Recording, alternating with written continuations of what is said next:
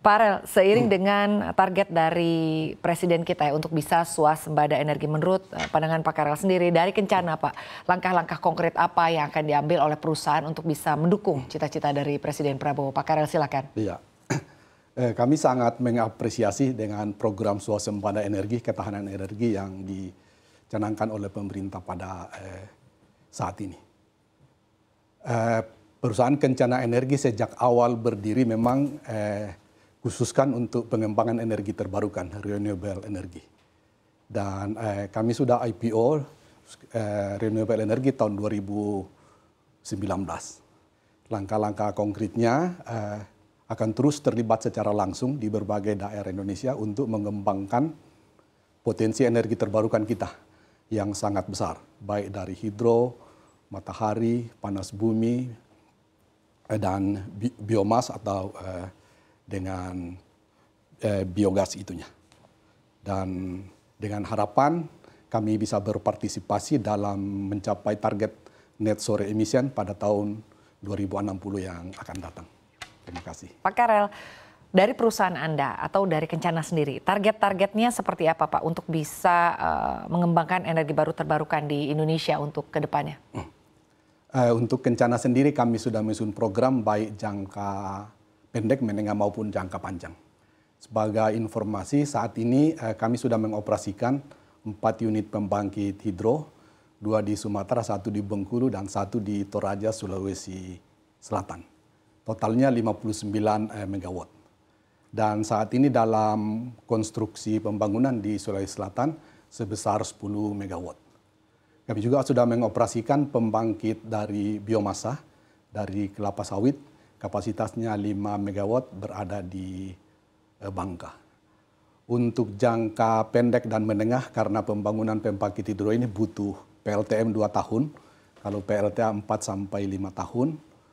Dalam jangka pendek dan menengah, kami menargetkan sekitar 275 megawatt. Jadi sampai dengan 2030 akan ada tambahan sebesar 275. Dan sesudah itu, kami sudah beberapa lokasi dipersiapkan untuk jangka panjang. Mudah-mudahan bisa menambah sekitar 500 megawatt untuk berkontribusi dalam swasembada energi, ketahanan energi. Baik, artinya target-target ini apakah Anda cukup optimistis bisa tercapai Pak Karel? Ya, optimis sih dengan pengalaman yang ada dan harapannya sebanyak kebersamaan seluruh stakeholder dalam menyadari bahwa pembangunan energi terbarukan ini sangat kita butuhkan selain untuk ketahanan energi, juga untuk global warming masa depan anak-anak kita. Baik, Pak Karel, bagaimana Kencana Energi ini bisa melihat tantangan utama dalam pengembangan energi terbarukan di Indonesia? Artinya solusi-solusi seperti apa yang ditawarkan oleh perusahaan Pak untuk bisa menjawab tantangan-tantangan terkait dengan mungkin pengembangan energi terbarukan ya Pak untuk saat ini? Berdasarkan pengalaman memang ada tantangan-tantangan yang kami hadapi. Cuma kami lihat itu bisa dijadikan peluang ke depan ya kan. Jadi memang dari segi regulasi perizinan saya kira makin hari makin ke depan kita makin menyempurnakan, menyederhanakan baik perizinan maupun regulasinya. Secara khusus dalam mendukung percepatan pemanfaatan potensi energi terbarukan yang cukup besar, mendukung swasembada energi juga. Dan solusi yang kami tawarkan memang kesadaran semua kita ya kan bahwa kita akan bersama-sama mengembangkan ini.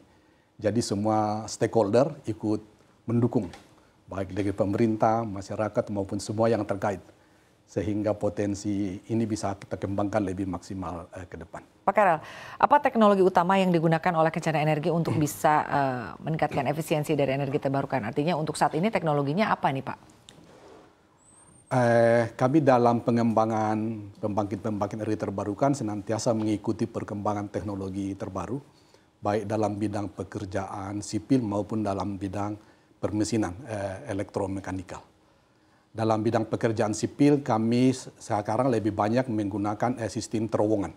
Jadi saluran airnya dibawa mirip MRT, dibawa terowongan jadi tidak banyak menggali tanah di atas permukaan.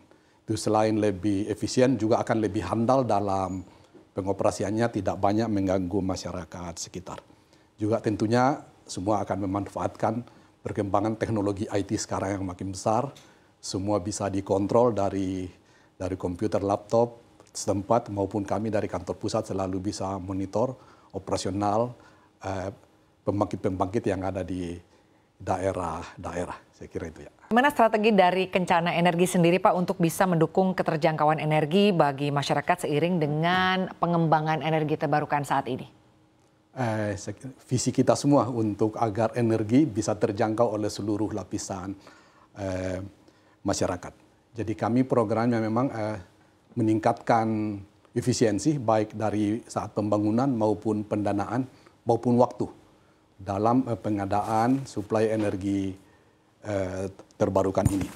Sehingga harapan harga energi terbarukan semakin ke depan akan semakin menurun. Dan buktinya memang trennya sekarang makin menurun dibanding beberapa tahun yang lalu. Baik dari hidro, dari solar semakin menurun harganya.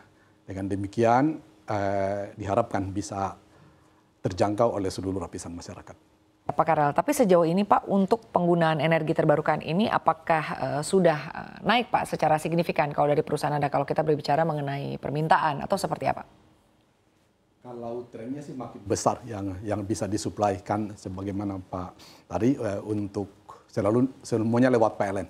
Jadi produksi termasuk kami ya semakin besar lah ya juga teman-teman yang lain, jadi porsinya makin besar dan ya dengan selesainya beberapa infrastruktur pembangkit energi terbarukan diharapkan akan semakin besar ke depan porsinya.